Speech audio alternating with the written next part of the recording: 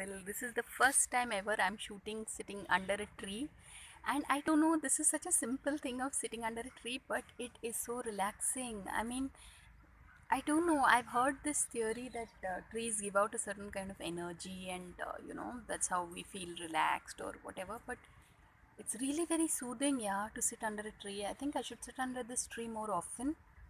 And the more I see of life, more I realize that it's as if God already gives us. I mean, at least rural areas, you might think they don't have malls to go to, they don't, have so many facilities and all that. But these are the simple joys of life, yeah, just sitting under a tree and feeling uh, it's very soothing. So it's a neem tree and it's beautiful. So this will go under a bit-sized Gyaan, thing. So thanks for watching, people, and thanks for seeing my chubby cheeks. Thank you, Lord.